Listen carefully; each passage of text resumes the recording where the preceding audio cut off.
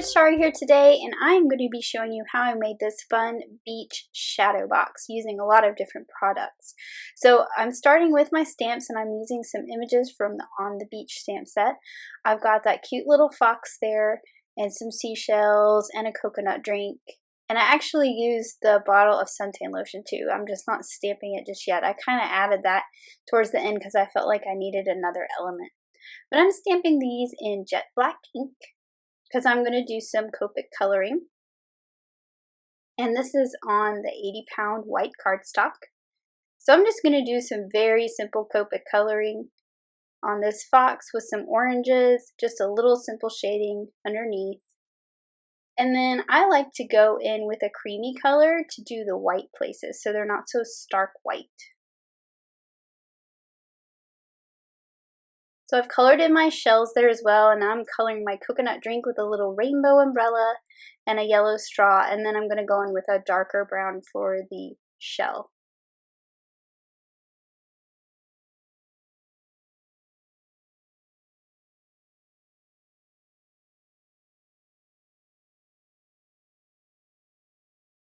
And then I actually added some dots to give it a little texture to the outside of that coconut shell. And I'm using the coordinated dies and some washi tape just to hold them in place. I'm going to run that through my die cut machine, and now I have all those little images perfectly cut out.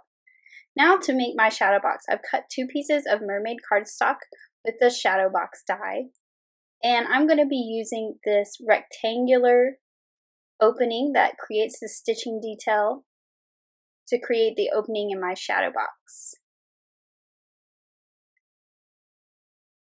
So you can see there's the opening for the front of the shadow box.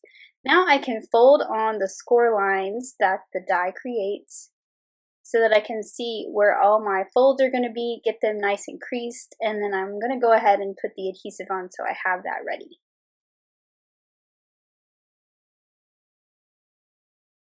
And making sure I carefully fold where I cut, because this is some thick, sturdy cardstock and I don't want it to bend at the opening that I cut. So it's just being very careful with that part. And then I'm going to fold down the little flaps on the back side. So I'm going to do the same with the second piece, folding down those pieces, and then I can take my 1/4-inch double-sided tape and just put a piece on each of those small thin flaps. And then I'll just trim off the excess with my scissors.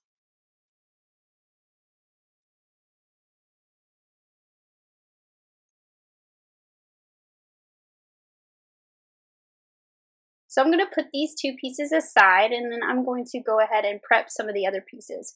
So I've cut a piece of sunflower cardstock with the same die, and this is just from a scrap. You can see there's where the fold line is. I'm actually just going to cut that off. So this is going to be my background piece. And I used the die so that it would be perfectly sized to fit in the back of my box. So you can see there it's going to fit perfect, and I did the same thing with a piece of fake tan cardstock, and again I'm just going to trim that off right on that score line.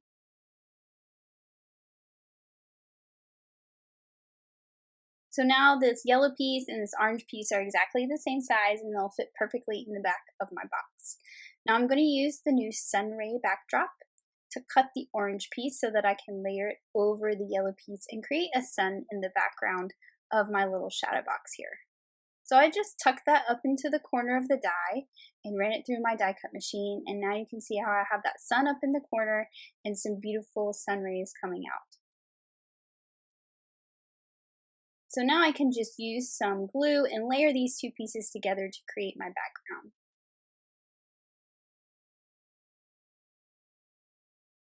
I'm using my tweezers so I don't get glue all over the place, because I'm really bad about getting it on my fingers sometimes.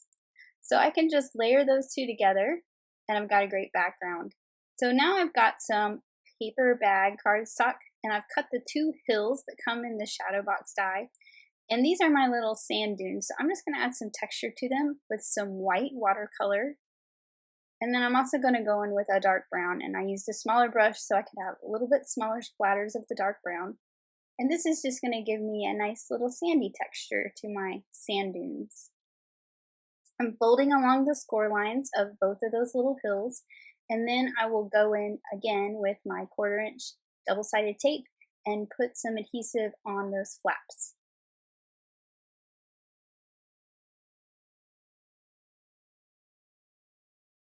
So now I've got those prepped and ready to put inside my box as well. So now I'm going to use the palm tree border die, and it comes with the dies to cut out the tops of the trees here, and I've just cut 2 tops, one out of noble fir and one out of cilantro.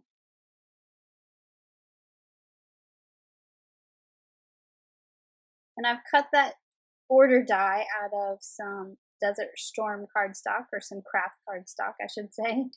And I'm going to just trim off most of these trees and keep this pairing of trees that I put the tops on, and I'm going to layer it behind the hill. So I'm just going to use a couple of these to create some background for my shadow box. So I can just add some liquid glue and glue that right to the back of my sand dune hill that I created. Now this is the hill that's going to go in the back of the box. The other one will go in the foreground.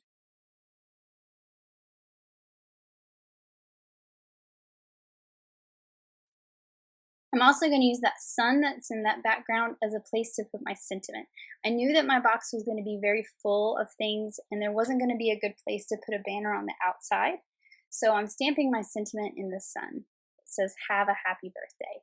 Now I can start to assemble my box. I've pulled the liner tape off one of those sides of the box and I just line them up and glued them together. Now I'm going to go ahead and glue the background in there, and this is going to cover up that flap that I just glued to the second piece, so it'll have a nice finished look. You're not going to see that flap. I'm just folding up the sides of my box to make sure it lays nice and flat in there. Now I can start to add the hills, and I'm just going to add one side at a time by pulling the adhesive off one side, and then I can use the bottom of the box to align the bottom of the hill and make sure they're nice and straight. I'm going to do the same with the hill that is in the foreground. So I'm just sticking these to one side of the box, and then you'll see here in a little bit when I close the box up how I will adhere the second side. Before I do that though, I'm going to go ahead and add some of my pieces that are inside the box so that I'm not trying to get my hand inside this tiny box. Although I am kind of looking at it to make sure he falls where I want him to, with those trees in the background. And I'm adding a couple little shells. I'm going to keep the other pieces to decorate the outside of my box. So I can go ahead and close up my box now that I have all those pieces that are going to go inside. So I've pulled off the adhesive, I make sure those are laying down flat, and then I can fold my box side over and pick up that adhesive. Now I can do the same thing with the other flap, and this way that I know that my box will lay flat to go in an envelope.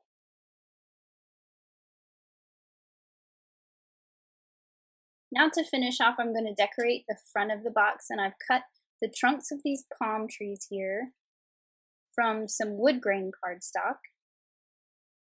And I'm just going to use those to frame up my opening. So I'm going to put one trunk on each side and one palm tree canopy.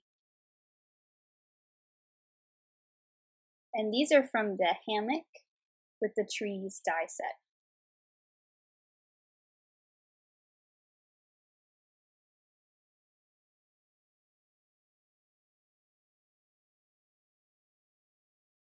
Now to finish off, I'm going to use the rest of those stamped images and just kind of hide the bottom of the trees and sort of tuck them behind. And here is where I added the bottle of suntan lotion. Just felt like the right side needed a little bit more because that coconut drink was so big on the left side.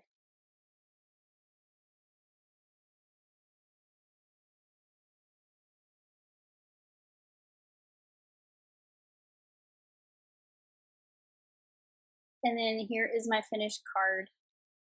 So it will lay flat and go in an envelope very nicely. And then when the recipient gets it, it will pop open and we have this cute little beach scene to wish them a happy birthday. I really love the little trees in the background and the sun rays as well.